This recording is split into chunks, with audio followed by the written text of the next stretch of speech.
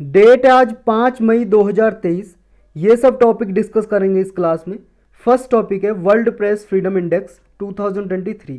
ये प्रीलिम्स के लिए भी इम्पोर्टेंट है और मेंस में जीएस पेपर 1 के लिए भी और एसए के पेपर में भी पूछा जा सकता है प्रेस फ्रीडम के बारे में। वहाँ पे आप ये रिपोर्ट लिख सकते हो। बहुत इंपॉर्टेंट रिपोर्ट है, हर साल ये जारी की जाती है, एनुअल रिपोर्ट है। कौन पब्लिश करता है इस रिपोर्ट को? Reporters without border. ये एक इंटरनेशनल एनजीओ है, नॉन गवर्नमेंटल ऑर्गेनाइजेशन, गैर सरकारी संस्था, ये इसको जारी करती है। तो इस ऑर्गेनाइजेशन के बारे में भी आपको पता होना चाहिए। तो इस ऑर्गेनाइजेशन के बारे में डिटेल में हम लास्ट में डिस्कस करेंगे। पहले इस रिपोर्ट के बारे में डिस्कस करते हैं, इस रिपोर्ट में क्या बताया है। ये रिपोर्ट ने इस साल 180 कंट्रीज़ की रैंकिंग दी है कि किस देश में कितनी प्रेस फ्रीडम है, यानी कि जो प्रेस है, मीडिया है, उसको कितनी स्वतंत्रता है, कितनी आज़ादी से वो अपनी रिपोर्ट को या अपनी बात को रख सकती है लोगों के सामने। ये इसमें बताया जाता है। जो जर्नलिस्ट हैं या मीडिया हैं उनको कितनी फ्रीडम है, उन पे कोई पॉलिटिकल प्रेशर तो नहीं है, बिना किसी पॉलिटिकल प्रेशर के वो कितना न्यूज़ दिखा पा रहे हैं किस देश में। तो उस हिसाब से रैंकिंग दी जाती है। 5 कैटेगरी में अलग अलग रैंकिंग दी जाती है इसमें, और टोटल ओवरऑल भी दी जाती है। 5 कैटेगरी जिनके आधार पर रैंकिंग दी जाती है। एक तो पॉलिटिकल फैक्टर है, लेजिस्लेटिव फैक्टर यानी कि वहाँ पे कानून क्या है, कैसा है, किस हिसाब से, इकोनॉमिक आर्थिक फैक्टर है, सोशियो कल्चर, और सेफ्टी ऑफ जर्नलिस्ट यानी कि जो जर्नलिस्ट हैं, यानी कि न्यूज़ वाले जो न्यूज़ दिखाते हैं या वो न्यूज़ एडिटर हैं, उनको कितनी सेफ्टी है। इन 5 फैक्टर के हिसाब से ये रैंकिंग दी जाती है। इस रिपोर्ट की हाईलाइट देख लेते हैं। इंडिया की कितनी रैंकिंग आई है? इंडिया की रैंकिंग है 161। 2022 में इंडिया की रैंकिंग थी 150। 11 प्लेस और नीचे उतर गया है इंडिया, यानी कि और भी ख़राब रैंकिंग हो गई है इंडिया की। 180 देशों में से 161 नंबर पे आया है। हमारे जो नेबर कंट्री हैं, पड़ोसी देश, अगर बांग्लादेश, म्यांमार और चाइना को छोड़ दें तो बाकी सबसे हम पीछे हैं।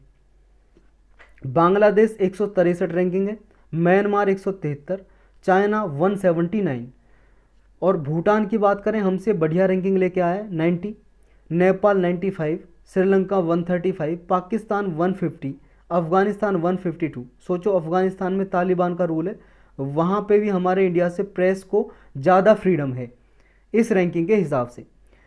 इंडिया की जो पोजीशन है, अगर अलग अलग फैक्टर में देखें, जिन 5 फैक्टर पे ये रैंकिंग आधारित होती है, अलग अलग फैक्टर में भी रैंकिंग देती है। अगर पॉलिटिकल इंडिकेटर देखें उसमें 169, लेजिस्लेटिव में 144, 155 इकोनॉमिक में, 143 सोशल इंडिकेटर में, और 172 सेफ्टी ऑफ जर्नलिस्ट में। देखो ये इतना आपको याद करने की ज़रूरत है नहीं। इसमें मेन बात आपको याद रखनी है, इंडिया की ओवरऑल रैंकिंग 161 और लास्ट ईयर की 2022 की 150 थी। और अपने जो पड़ोसी देश है ना, एक दो की याद रख लो, जैसे पाकिस्तान और अफगानिस्तान की और चाइना की, इनकी रैंकिंग चाइना की हमसे ख़राब है 179, पाकिस्तान और अफगानिस्तान की हमसे अच्छी है। तो ये कम से कम आप याद रखो जो नेबरिंग कंट्री है। फर्स्ट रैंकिंग किसकी आई है? नॉर्वे की। नॉर्वे में सबसे ज़्यादा फ्रीडम है पूरे वर्ल्ड में, प्रेस को आज़ादी से वो न्यूज़ दिखा सकती है बिना किसी पॉलिटिकल प्रेशर के। अब जान लेते हैं इस ऑर्गेनाइजेशन के बारे में, एनजीओ के बारे में, जिसने रिपोर्ट जारी की है, रिपोर्टर्स विदाउट बॉर्डर्स। ये एक इंटरनेशनल एनजीओ है। इसका टारगेट ये होता है कि पूरे वर्ल्ड वाइड मीडिया फ्रीडम को प्रमोट करें कि किस देश में कितनी फ्रीडम है, आज़ादी है मीडिया को, उसकी रिपोर्ट ये जारी करती है ताकि कंट्री प्रयास करें कि प्रेस को फ्रीडम दी जाए। इसका हेडक्वार्टर कहाँ पे है? फ्रांस की कैपिटल पेरिस में इसका हेडक्वार्टर है।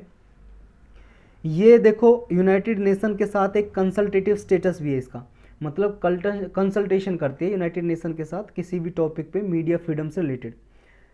जो ये ऑर्गेनाइजेशन है या एनजीओ है, नॉन गवर्नमेंटल ऑर्गेनाइजेशन, ये प्रेस फ्रीडम को डिफाइन करते हैं कि ऐसा जर्नलिस्ट या इंडिविजुअल हो या कलेक्टिवली जो बिना किसी political, economic, legal, social interference, इसके बिना किसी प्रेशर के अपनी जो मीडिया में या जर्नलिस्ट वो जर्नलिज्म कर रहा है वो न्यूज़ को डिसेमिनेट कर सके, यानी कि डिसेमिनेट का मतलब होता है स्प्रेड करना, फैला सके। जो भी वो प्रोड्यूस करना चाहता है वो प्रोड्यूस कर सके, और पब्लिक इंटरेस्ट में इंडिपेंडेंटली, आज़ादी से, बिना किसी इंटरफेरेंस के, कोई हस्तक्षेप ना करे पॉलिटिकली, इकोनॉमिकली, लीगल या सोशली, और उसको कोई थ्रेट ना हो, सेफ्टी हो, उसकी जान को खतरा ना हो, तो इसको बोलेंगे हम प्रेस फ्रीडम। मेंटली भी वो सेफ्टी हो और उसके लिए फिजिकली भी सेफ्टी हो, कोई थ्रेट ना हो। ऐसा ना हो मेंटली टॉर्चर कर रहे हो उस पर प्रेशर, फिजिकली कोई टॉर्चर ना कर रहे हो बल्कि मेंटली प्रेशर हो, ऐसा भी नहीं होना चाहिए। तो यही था इसके बारे में। नेक्स्ट टॉपिक है रिटर्न टू रूट्स। ये एक प्रोजेक्ट है, ये देखो एसए के पेपर में भी कोटेशन में लिखा जा सकता है इसके बारे में, और एजुकेशन से रिलेटेड टॉपिक आता है उसमें लिखा जा सकता है। रिटर्न टू रूट्स प्रोजेक्ट देखो ये कारगिल में चलाया जा रहा है गवर्नमेंट के द्वारा, और इसमें देखो ऑस्ट्रेलियन जो हाई कमीशन है इंडिया में, हाई कमीशन मतलब किसी देश में हाई कमीशन बोला जाता है, किसी देश में एम्बेसडर बोला जाता है।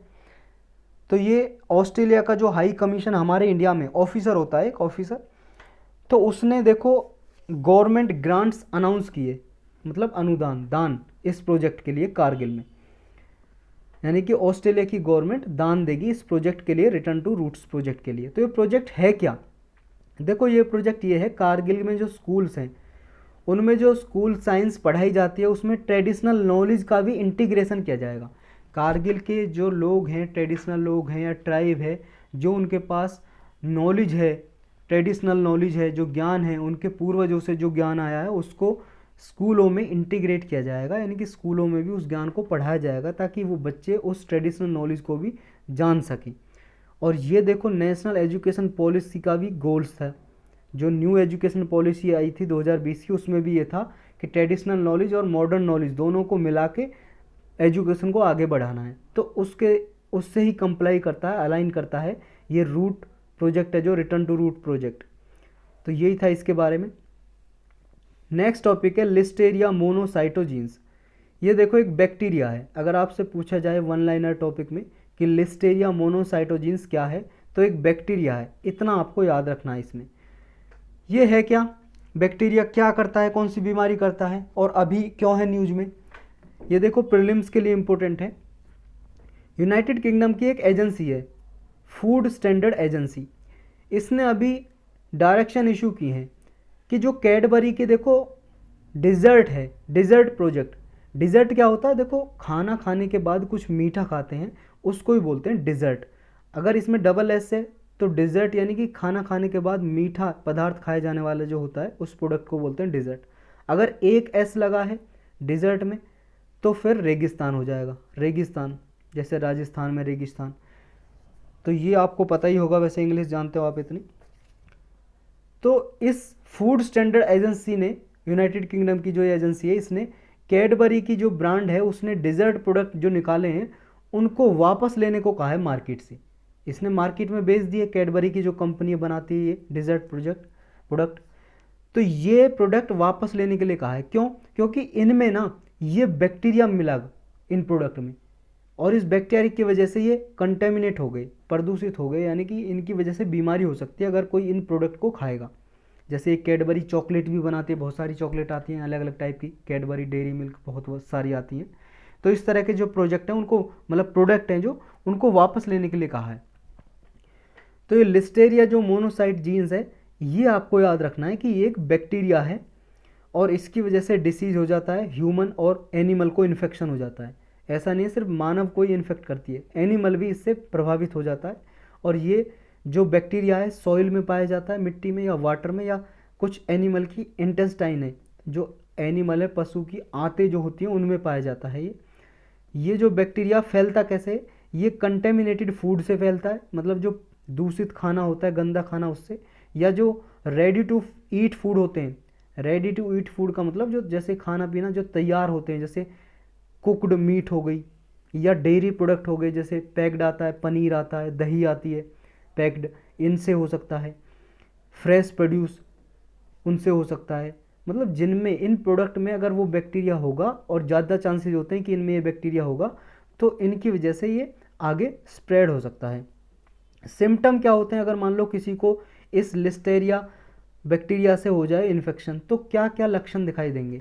इसमें देखो टेम्परेचर हाई हो जाएगा बॉडी का, जैसे बुखार हो जाता है, फीवर। मसल्स एक होगा, मतलब मांसपेशियों में दर्द होगा।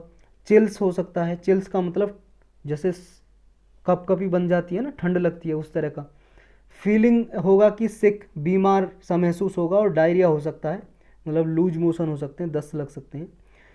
इसका इम्पैक्ट क्या होता है, प्रभाव क्या पड़ता है जब ये हो जाता है, इससे एक बीमारी हो जाती है, उस बीमारी को बोलते हैं लिस्टेरियोसिस, क्योंकि लिस्टेरिया बैक्टीरिया का नाम है तो बीमारी का नाम रख दिया लिस्टेरियोसिस। लिस्टेरिया इन्फेक्शन से होता है ये। और सीरियस कॉम्प्लिकेशन इसके हो सकते हैं कि उस आदमी को मेनिंजाइटिस नाम की बीमारी हो सकती है, सेप्सिस हो सकता है, मिसकैरेज हो सकता है। तो इस वजह से ये बीमारी फेटल भी हो सकती है, हानिकारक हो सकती है। तो यही था इसके बारे में। नेक्स्ट टॉपिक है बायोसिंथेटिक क्लॉक। ये बायोसिंथेटिक क्लॉक क्या है, प्रीलिम्स के लिए इंपॉर्टेंट है सिर्फ। देखो साइंटिस्ट ने ना अभी ये डिस्कवर किया है एक सेल के बारे में, सेल की प्रोसेस। आपको पता है सबकी बॉडी में सेल होती हैं, कोशिकाएं होती हैं जिनसे हमारी बॉडी बनी है। तो ये सेल जो ढूंढी है ना, ऐसी ढूंढी है कि जिनकी वजह से ना हमारी जो बॉडी है वो, मान लो आदमी बूढ़ा हो जाता है जिस सेल की वजह से, वो सेल ढूंढी है। अब अगर ये जो बायोसिंथेटिक क्लॉक जिस सेल की वजह से होती है, अगर इसको रिवर्स कर दें तो जो आदमी की जो लाइफ स्पेन है, मतलब जीवन है उसका, मान लो अगर वो 100 साल जीता तो इसकी एज बढ़ाई जा सकती है 110 साल तक, 120, 150 साल तक। सोचो, ये जो जेनेटिक रेगुलेटरी सर्किट है ये सेल की वजह से रिवर्स किया जा सकता है या एक्सटेंड किया जा सकता है। ये जो ओल्ड सेल है, देखो ओल्ड सेल दिखाई दे रही है आपको, इसमें रीप्रोग्रामिंग की गई है, ये प्रोग्राम्ड सेल हो गई।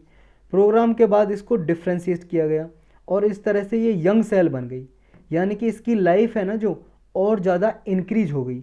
अब जो आदमी है वो ज़्यादा जिएगा, यानी कि जो ये सर्किट फंक्शन करता है क्लॉक की तरह फंक्शन करता है। क्योंकि जो सेल होती है वो क्या है, धीरे धीरे डीजनरेट करने लगती है। जैसे ही आदमी की एज बढ़ने लगती है तो सेल डिके करने लगती है, मतलब सेल डिस्ट्रॉय होना, नष्ट होना शुरू कर देती है। अगर जो मान लो उसमें क्लॉक में, सेल की क्लॉक में ऐसा लूप है जो उसे डिस्ट्रॉय करता है, अगर उसको ही हम जनरेट कर दें दोबारा से, नेगेटिव फीडबैक लूप बना दें कि जो सेल की डीजनरेशन होने की जो गति है उसको धीरे कर दें, स्लो कर दें। जैसे जिस गति से सेल डिस्ट्रॉय हो रही है, नष्ट हो रही है, उस जो गति है, स्पीड है, इसको स्लो कर दें, तो क्या होगा, इस सेल की लाइफ बढ़ जाएगी। और जब सेल की लाइफ बढ़ेगी तो हमारी बॉडी की भी लाइफ बढ़ जाएगी, जीवन की लाइफ बढ़ जाएगी। तो ये बायोसिंथेटिक क्लॉक। इसकी वजह से फ़ायदा क्या होगा, देखो इसकी वजह से फ़ायदा ये होंगे कि बहुत सारी ऐसी बीमारियां जो एज रिलेटेड है, एक एज पे कुछ बीमारी होती हैं, ऐसी डिसीज़ को, ऐसी बीमारी को मतलब ठीक किया जा सकता है, ट्रीट किया जा सकता है, और ह्यूमन हेल्थ को इम्प्रूव किया जा सकता है फ्यूचर में इनसे आगे, और दवाई बनाई जा सकती है इसकी वजह से। ऐसे बहुत सारे बायोलॉजिकल हॉलमार्क हैं एजिंग के, एजिंग की वजह से होते हैं। जैसे देखो टेलोमियर शॉर्टनिंग होता है, डीएनए डैमेज हो जाता है एक एज पे, जीन एक्सप्रेशन एरर हो जाती है एक एज पे, प्रोटीन बिकम लेस फंक्शनल। जब एज हो जाती है आदमी की, बुजुर्ग हो जाते हैं, तो उनका प्रोटीन है वो भी फंक्शन करने कम कर देते हैं। Cells don't die when they are suppose to, जब सेल डाई होनी चाहिए तो उस समय पे मरती नहीं, क्योंकि सेल बॉडी में क्या होता है, मरती रहती है, नई बनती रहती हैं, बहुत सारी सेल ऐसी होती हैं। बॉडी की जो एनर्जी प्रोडक्शन मशीनरी है वो काम करना थोड़ा बंद कर देती है। इनएफिशिएंट सेल कम्युनिकेशन, एक सेल से दूसरी सेल में कम्युनिकेशन नहीं हो पाता है। इम्बैलेंस्ड मेटाबॉलिज्म, आदमी का जो मेटाबॉलिज्म है वो सही से काम नहीं करता है। स्टेम सेल एग्जॉशन, बॉडी में जो स्टेम सेल होती हैं वो भी ख़त्म होना स्टार्ट हो जाती हैं एक एज पे आके। तो ये सब जो ये होता है बॉडी में, इनको ठीक किया जा सकता है, इम्प्रूव किया जा सकता है इस रिसर्च के कारण। तो यही था इसमें। नेक्स्ट टॉपिक है, इसमें देखो याद क्या रखना है आपको, बस इतना याद रखना है, जो ये बायोसिंथेटिक क्लॉक है इसका मतलब क्या है। इसका मतलब ये है कि आदमी की लाइफ को, एज को, यानी कि जो सेल हैं उनकी सेल की एज को आगे और बढ़ाया जा सकता है, यानी कि ओवरऑल एज को भी आगे इंक्रीज किया जा सकता है, इससे रिलेटेड है। तो ये बस आपको याद रखना है इसमें, और ये आगे बीमारियों को ठीक करने में काम आ सकती है। नेक्स्ट टॉपिक है ADB's IF कैप। ये प्रीलिम्स के लिए भी इम्पोर्टेंट है और GS पेपर 2 और 3 के लिए भी, मेंस में। एशियन डेवलपमेंट बैंक है, इसके बारे में आप जानते होंगे, अलग से लेक्चर बना हुआ है, इंपॉर्टेंट प्लेलिस्ट में आप देख सकते हो, अदर इंपॉर्टेंट प्लेलिस्ट बनी हुई है, लेक्चर उसमें है इसका। वैसे हम यहाँ पे भी लास्ट में डिस्कस करेंगे एशियन डेवलपमेंट बैंक के बारे में। इसने ही अनाउंस किया है ये इनिशिएटिव, पूरी फुल फॉर्म है इसकी, innovative finance facility for climate in Asia and Pacific. जैसा इसके नाम में, एशिया और पैसिफिक रीजन में जो भी कंट्री हैं और उन्हें क्लाइमेट से लड़ने के लिए फाइनेंस करेगी, मतलब लोन प्रोवाइड करेंगे इसके थ्रू। तो नया एक प्रोग्राम बना दिया इफ कैफ। तो ये क्लाइमेट चेंज से लड़ने के लिए एक तरह से सहायता करेगा। क्लाइमेट चेंज से लड़ने के लिए जो प्रोजेक्ट चलाए जाते हैं उनके लिए फाइनेंस देगा, लोन देगा एशिया और पैसिफिक रीजन में। एशिया पैसिफिक रीजन आप जानते हो, ये आपका एशिया और ये पैसिफिक रीजन में जो भी कंट्री आती हैं इनको ये लोन प्रोवाइड करेगा। कब लॉन्च किया ये इफ कैफ? ये 2 मई 2023 को लॉन्च किया। इसका ऑनर एशियन डेवलपमेंट बैंक है, इसका मालिक।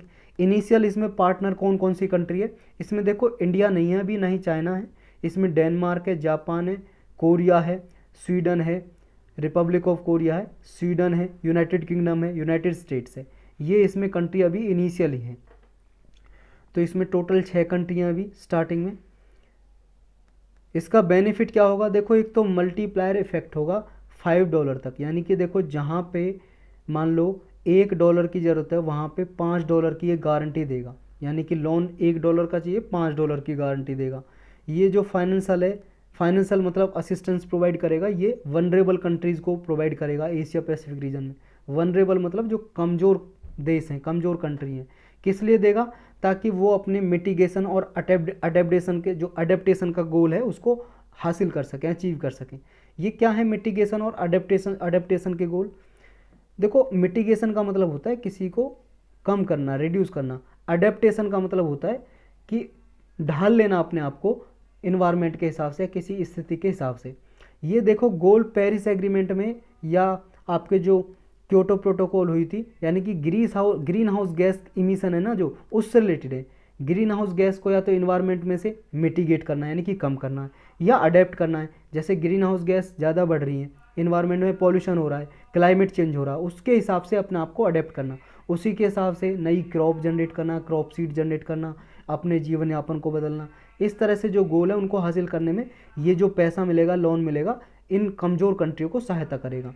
तीसरा इसका बेनिफिट ये होगा, जो ADB है ये देखो इसका टारगेट ये है कि क्लाइमेट फाइनेंस के लिए $100 बिलियन जो इकट्ठे करने 2019 से 2030 तक, उसमें भी ये सहायता करेगा। देखो पेरिस एग्रीमेंट में भी ये दोबारा से दोहराया था, और इसमें क्या है, ग्रीन हाउस गैस को रिड्यूस करने के लिए 100 बिलियन का एक फ़ंड क्रिएट किया गया था, ग्रीन क्लाइमेट फंड। तो उसमें जो टारगेट है उसको अचीव करने में भी ये फ़ायदे करेगा। फाइनेंशियल मैकेनिज्म इसका ऐसा है, जैसे देखो ये काम करते हैं ना ये फंड, ये भी ग्रीन हाउस गैस या इन्वायरमेंट से निपटने के लिए काम करते हैं सारे फंड। जैसे ग्लोबल इन्वायरमेंट फैसिलिटी, इनके लिए देखो आप इन्वायरमेंट के प्लेलिस्ट में लेक्चर बना हुआ, वहाँ पे देख सकते हो डिटेल में। ग्लोबल इन्वायरमेंट फैसिलिटी किस किस के लिए लोन प्रोवाइड करती है, जैसे UNFCCC है उसके लिए देती है। UNFCCC के जो ग्रीन हाउस गैस इमिशन के टारगेट हैं उसके लिए। UNFCCC क्या है इसके बारे में भी लेक्चर बना हुआ है, कई बार हम डिस्कस कर चुके हैं, बहुत बार आप जानते होंगे। ग्रीन क्लाइमेट फंड है, adaptation fund, loss and damage fund, ये सब ग्रीन हाउस गैस इमिशन को कम करने के लिए काम करते हैं। और ग्लोबल इन्वायरमेंट फैसिलिटी और भी बहुत सारे काम करता है, जैसे बायोडाइवर्सिटी के लिए भी, मरकरी से जो पॉल्यूशन होता है उसको रिड्यूस करने के लिए भी बहुत सारे ये लोन प्रोवाइड करता है, बहुत सारे टाइप के। जो इसका फंडिंग सोर्स है, जो इफ कैप बनाया है एशियन डेवलपमेंट बैंक ने ये प्रोग्राम, इसमें फंडिंग कहाँ से आएगी? इसमें देखो जो कंट्री हैं वो कर सकते हैं बायोलेटरल मल्टीलेटरल सोर्स से, या प्राइवेट सेक्टर कोई करना चाहता है फंडिंग वो दे सकता है, या कोई दान देना चाहता है वो दे सकता है। जैसे global energy alliance for people and planet, ये कोई फिलैंथ्रोपी करना चाहते हैं, दान देना चाहते हैं, वो दे सकते हैं। इसका जो अमाउंट है वो कितना होगा? टारगेट है इनिशियली $3 बिलियन तक, लेकिन ये $15 बिलियन तक लेके जाएंगे इसे। और जो इसको भी मान लो एशिया पैसिफिक में क्लाइमेट प्रोजेक्ट के लिए लोन चाहिए, उसको लोन प्रोवाइड करेंगे। अब जान लेते हैं एशियन डेवलपमेंट बैंक के बारे में, जिसने इसको बनाया है इफ कैफ को। एशियन डेवलपमेंट बैंक देखो 1966 में बनाया था। हेडक्वार्टर इसका फिलीपींस की राजधानी मनीला में है, मनीला में। ये जो काम करता है किस लिए काम करता है? ताकि देखो एशिया पैसिफिक रीजन में सस्टेनेबल, इंक्लूसिव, प्रॉस्पेरस डेवलपमेंट आए और पॉवर्टी को रिड्यूस किया जा सके, गरीबी को घटाया जा सके, इरिडिकेट किया जा सके, रिमूव किया जा सके। इस पे ये काम करता है ADB, लोन प्रोवाइड करता है। इंडिया भी इससे लोन लेता है, इंडिया भी इसका मेंबर है, ADB का मेंबर है। देखो अभी लेकिन इफ कैफ का नहीं है, क्योंकि इफ कैफ के अभी 6 ही पार्टनर है स्टार्टिंग में, हमने ऊपर जाना। यही था इसके बारे में। नेक्स्ट टॉपिक है फिट फॉर 55। ये जो इनिशिएटिव है, पैकेज है, ये किसका है, बस इतना आपको याद रखना, किसका है, यूरोपियन यूनियन का। क्या टारगेट है, लक्ष्य क्या है, लक्ष्य इसका यही है, क्लाइमेट चेंज से निपटने के लिए ये चलाया है। यानी कि जो देखो यूरोपियन यूनियन या यूरोपियन पार्लियामेंट काउंसिल के टारगेट हैं, उनको अचीव करने के लिए देखो यूरोपियन यूनियन ने टारगेट रखे थे कि 2030 तक कम से कम 55% ग्रीन हाउस गैस को रिड्यूस कर देंगे। यूरोपियन यूनियन के जो कंट्री हैं, यूरोपियन यूनियन आप जानते हो, ये यूरोप के जो देश हैं, इन्होंने मिलकर ये एक ऑर्गेनाइजेशन बनाई हुई है यूरोपियन यूनियन। इसमें लगभग 27 कंट्री आते हैं अभी। तो इनका टारगेट ये है, जितना ग्रीन हाउस गैस का इमिशन होता है, net green house gas emission, वो कम से कम 55% तक रिड्यूस कर देना 2030 तक। तो इसी टारगेट को अचीव करने के लिए ये फिट फॉर 55 पैकेज ये अनाउंस किया है यूरोपियन यूनियन ने, ताकि इस टारगेट को अचीव किया जा सके।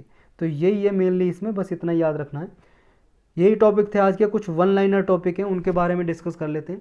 देखो अभी वैसे ये टॉपिक है जो ये यूपीएससी में तो इतना इम्पोर्टेंट नहीं है, लेकिन आपके पीसीएस या अदर एग्जाम है उनमें पूछा जा सकता है। वैसे यूपीएससी के और एग्ज़ाम होते हैं जैसे ईपीएफओ या सीएपीएफ, उनमें पूछा जा सकता है। वर्ल्ड बैंक के नेक्स्ट जो प्रेसिडेंट बनने वाले हैं उसका अनाउंसमेंट किया है अभी, उसका नाम है अजय बंगा। अजय बंगा याद रखना है। ये अजय बंगा इंडियन ओरिजिन के पीपल हैं, मतलब इंडिया के इनके माँ बाप रहे होंगे, लेकिन अभी ये अमेरिका के नागरिक हैं, सिटीजन हैं। और देखो वर्ल्ड बैंक में आपको पता है होगा, वर्ल्ड बैंक में देखो सबसे ज़्यादा जो फाइनेंसिंग देता है, पार्टनरशिप है, वो किसकी है, यूएस की है। अमेरिका फंडिंग देता है, अमेरिका की जो इसमें पावर ज़्यादा है, और अमेरिका की पावर होने की वजह से इसमें ट्रेडिशनली यूएस का सिटीजन ही इसका प्रेसिडेंट बनता है। यूएस का नागरिक होना चाहिए, वही ट्रेडिशनली इसका प्रेसिडेंट बनता है, अध्यक्ष बनता है वर्ल्ड बैंक का। अभी कौन बनने जाएंगे नेक्स्ट, अजय बंगा, ये बनने जा रहे हैं नेक्स्ट। इंडियन ओरिजिन के हैं लेकिन अमेरिका के नागरिक हैं, सिटीजन है, ये आपको याद रखना है। वर्ल्ड बैंक के बारे में डिटेल में जानना तो आप देख सकते हो इकोनॉमी की प्लेलिस्ट में लेक्चर। नेक्स्ट एक देखो, चेन्ना पटना टॉयज़ न्यूज़ में थे। चेन्ना पटना टॉयज़, पटना नाम में आ रहा है, ये बिहार में नहीं है। चेन्ना पटना नाम है, ये एक शहर है, एक एरिया है, प्लेस है कर्नाटक में। ये कर्नाटक के टॉयज़ हैं, खिलौने हैं जो फेमस हैं, अभी न्यूज़ में है। चेन्ना पटना टॉयज़ कर्नाटक के। ये देखो एक तो वुडन से बनाए जाते हैं, लकड़ी से बनाए जाते हैं टॉय, और हाथ से बनाए जाते हैं हैंडमेड। और इनको देखो जीआई टैग भी मिल चुका 2005 में। जीआई टैग आप जानते हो क्या होता है, ज्योग्राफिकल इंडिकेशन टैग, 2005 में इनको मिल चुका है चन्नापटना को। तो पहला तो क्या रखना, याद रखना है कि ये कर्नाटक से, दूसरा जीआई टैग मिल चुका है, लकड़ी से बनाए जाते हैं, हाथों से बनाए जाते हैं। और ये इंडिया में कब इंट्रोड्यूस हुए थे, देखो टीपू सुल्तान के बारे में आपने हिस्ट्री में पढ़ा होगा। टीपू सुल्तान मैसूर के किंग थे, टीपू सुल्तान हैदर अली के बेटे। इनके टाइम में देखो ये क्या हुआ था, इन्होंने पर्सिया से, पर्सिया ईरान को बोलते थे पहले, ईरान जो कंट्री है यहाँ पे देखा होगा आपने, ये देखो इधर ईरान, पहले पर्सिया बोलते थे ईरान को। तो पर्सिया से देखो कुछ मंगाए थे आर्टिस्ट, जिनको ये टॉय खिलौने बनाने आते थे। उन्होंने यहाँ पे आके लोकल पीपल को सिखाया ये चेन्नापटना टॉय बनाना। तो ये टीपू सुल्तान का भी योगदान रहा है हमारे इंडिया में चेन्नापटना टॉय को इंट्रोड्यूस करने में। तो ये भी आपको याद रखना है। नेक्स्ट एक टॉपिक है, एक मैती कम्युनिटी है, इसकी प्रोनाउंसिएशन देखो कुछ और भी हो सकती है, MEITEI, मैती या मैतई। ये कम्युनिटी है, समुदाय के लोग हैं ये मैती, कास्ट समझ सकते हो आप, एक जाति। ये कहाँ पे रहते हैं, लगभग मणिपुर में रहते हैं मोस्टली, लेकिन और भी एरियाज़ में पाए जाते हैं, और भी स्टेट में, लेकिन मोस्टली मणिपुर में इनकी पॉपुलेशन पाई जाती है मैती पीपल की। ये रिसेंटली अभी न्यूज़ में है। देखो मैच द फॉलोइंग में ऐसे पूछ ले जाते हैं कि मैती कम्युनिटी किस से रिलेटेड है, तो आपको याद रखना मोस्टली मणिपुर से। और इसका एक फेस्टिवल है जो मोस्ट फेमस है, याओ सांग फेस्टिवल मनाती है ये। याओ सांग जो ये है होली के टाइम पे मनाया जाता है, ये समझ लो इनकी होली है ये होली, लेकिन ये 4-5 दिन तक मनाया जाता है याओ सांग फेस्टिवल। तो ये आपको याद रखना है। एक देखो तवांग मोनास्ट्री न्यूज़ में थी, ये बहुत बार न्यूज़ में रहती है, Tawang monastery, TAWANG, Tawang monastery. Monastery को हिंदी में बोलते हैं मठ। मठ मतलब ये बुद्धिज़्म से रिलेटेड है। कैसे होते हैं मठ, ये मठ ऐसे होते हैं, मान लो एक बिल्डिंग बनी है, उनमें प्रेयर हॉल भी है, मतलब प्रार्थना पूजा करने के लिए भी है, यहाँ पे स्कूल वगैरह भी है, और भी फैसिलिटी बनी हुई है, उनको बोलते हैं बुद्धिज़्म में मोनास्ट्री या मठ। ये कहाँ पे तवांग मोनास्ट्री, ये अरुणाचल प्रदेश की तवांग डिस्ट्रिक्ट में बनी हुई है, तवांग डिस्ट्रिक्ट में। तो ये आपको याद रखना है। और ये पूरे वर्ल्ड की ना जितनी भी बुद्धिज्म से रिलेटेड मोनास्ट्री बनी हुई है, पूरे वर्ल्ड की सेकंड लार्जेस्ट मोनास्ट्री है, दूसरे नंबर की सबसे बड़ी।